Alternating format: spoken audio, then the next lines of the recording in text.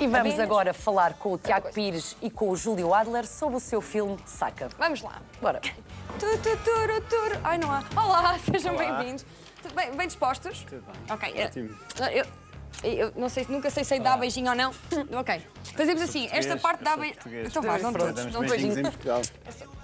No Brasil também. Ora bem, muito bem, assim, pronto. Também é o dia Mas das no Brasil, raparigas. há locais no Brasil que só se dá um beijinho, não é? É, em São Paulo. Sou Em mais São Paulo só se dá um. E nós a dizer que é o dia das raparigas e não podemos dizer aqui. Quer Pois dizer, é. podemos, não é? Até porque já estás em Portugal há Acho tempo que seis, rapariga só no Nordeste, que É que é mau. é mau. Ah, ok. Por acaso pensei que fosse por todo o Brasil. Hoje é o dia das raparigas. Hoje é o É. dia das raparigas. E também é o dia de enfrentar os medos. Também há dia das raparigas no Brasil ou não? Eu acho que não. Ai, se eu... Boa pois. desculpa se para houver- comprar uma flor. É uma flor ao dia das meninas. Bom, mas vamos falar sobre este grande documentário que ainda não estreou, mas já conseguimos ver o trailer. Tiago, Saca. Qual é a sensação de vermos um documentário sobre nós próprios? Esta é capaz de ser a melhor e maior homenagem que uma pessoa pode ter em vida, não é? Pois é, eu realmente não consigo responder à pergunta ainda porque ainda não vi. Ainda não viste? Não, quer dizer, eu vi a edição do filme, a produção do filme, acompanhei, já vi o filme, mas não vi a reação e não tive num cinema a ver impacto, a sentir o impacto que o filme vai ter dentro de mim e dentro das pessoas, por isso acho que ainda é um bocadinho precoce para estar a falar nisso, mas é uma mistura de emoções fortes. Pois, imagino, porque já viste o documentário? Sim, eu fui acompanhando. Acompanhando, sim, de alto. Sim, fui acompanhando. Mas não muito, até Mas porque... uma coisa é ver num computador ou numa televisão, outra coisa é ver num ecrã gigante. Ah, sim. Isso imagino que seja outra experiência, ver-te em 200%, não é? Sim, sim. Pois.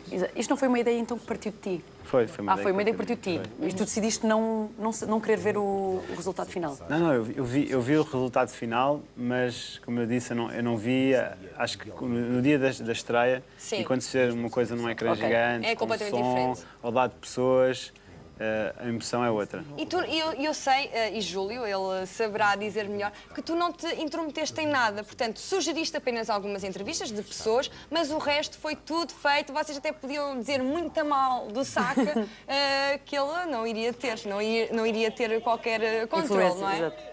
Não, Júlio. a gente teve muita liberdade para fazer as entrevistas. Ele não interferiu de maneira nenhuma nas entrevistas, inclusive quase sempre ele levava os entrevistados e depois ia embora para deixar os caras à vontade, inclusive para falar mal dele, coisa que pouca gente fez.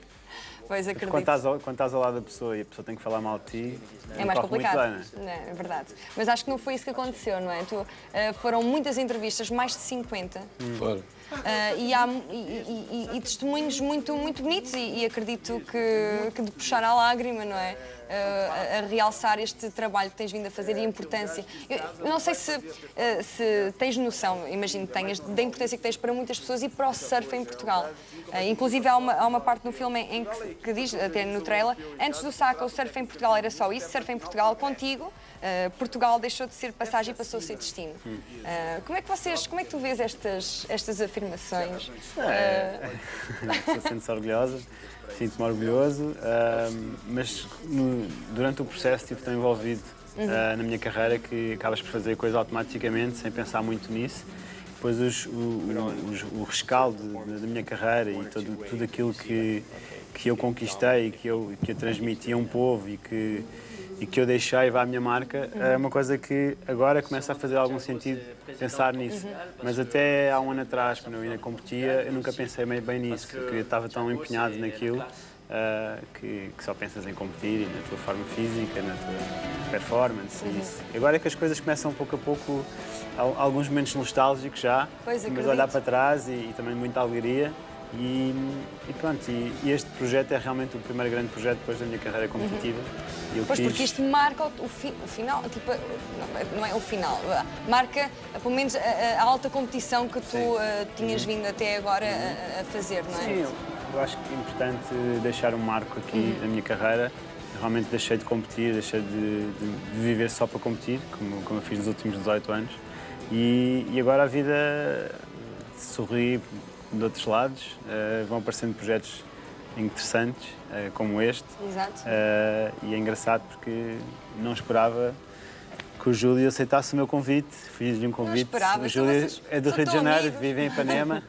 Sim, e pronto, passámos 1 ano e meio a conviver juntos, a trabalhar e o resultado está aí quase a aparecer. Esta colaboração de vocês dois não é ao acaso, não é? Não só o Júlio já fez vários filmes sobre o surf conceituados e vocês são também amigos de longa data. Tu sabias que ele era o ideal para fazer este documentário da tua vida? Eu acho que ele arriscou bastante. Foi? Pois. Acho que ele arriscou muito. Sabes demasiado, se calhar, não é? Primeiro por ter escolhido um brasileiro, que é sempre arriscado. Mas como ele diz, tu és o brasileiro mais português, não é? Possivelmente eu colaboro há muitos anos para a Surf Portugal. Conheci o Thiago quando ele ainda estava começando a arriscar a carreira profissional nos eventos internacionais, que eu já conheci o João Valente e o Zé Seabra, e sempre viajavam com... O Thiago era um pouquinho o pupilo, né?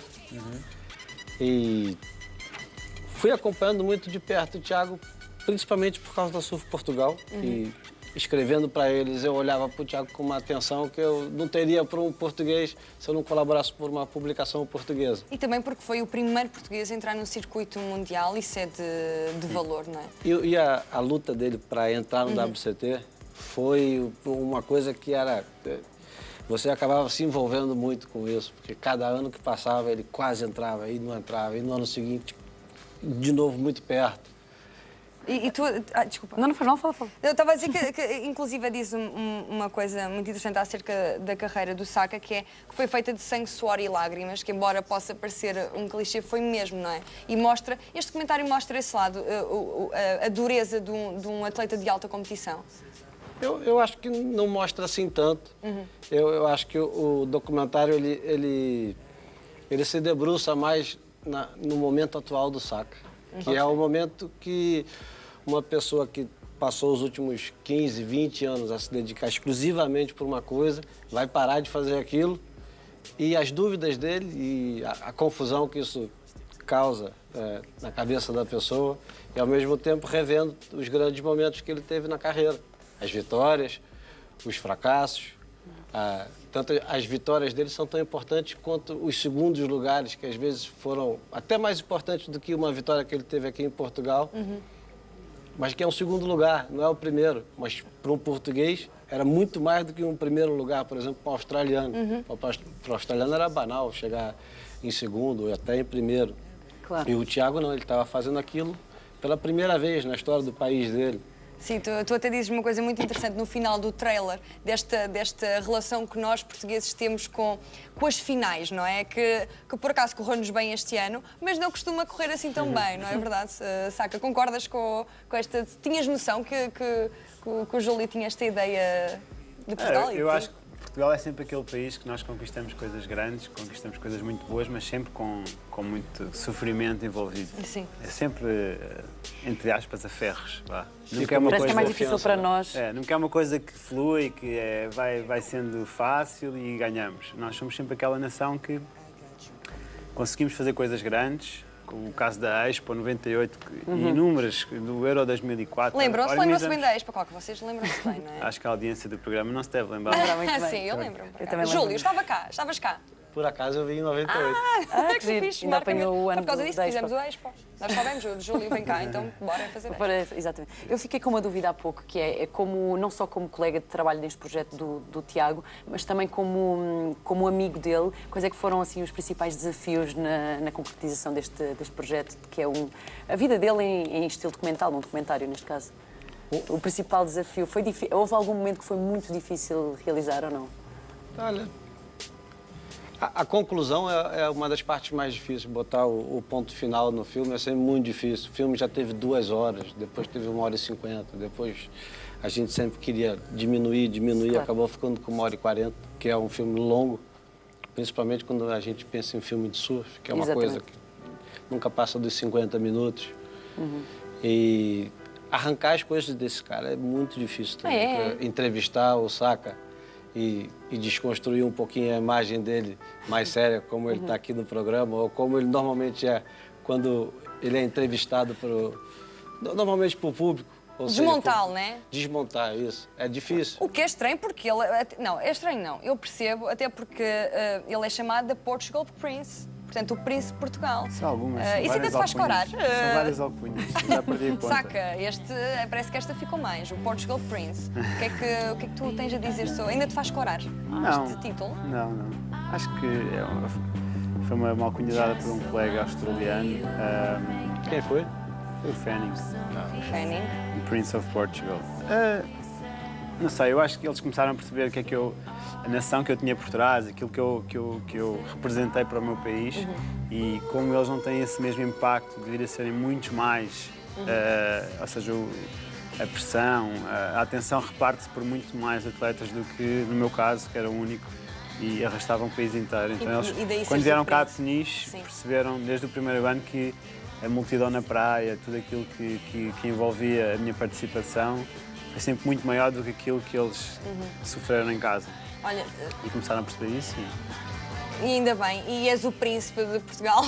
Muito obrigado por terem vindo. Nós estamos mesmo a terminar. O documentário vai estrear dia 17, pelo menos a antestreia será no dia 17 e a partir daí estará nas salas de cinema, portanto... A partir do dia 18. De 18, não é? Não. Não é das mesmas? O filme só entrará em cinema em novembro, ainda não está Novembro, mudado ok. Portanto, a antestreia é agora em outubro, mas só depois, em novembro, é que irá para os cinemas. Muito obrigado por terem vindo. Tenho Obrigado, certeza que vai ser muito sucesso. bom. Eu vou lá estar para ver. Amanhã, eu e o Guilherme estamos cá com o Nelson Freitas, o Wilson P., o autor do jogo Quest of Dungeons. Eu não sei se disse bem, mas não percam, malta. Obrigada por terem vindo. E Filipa!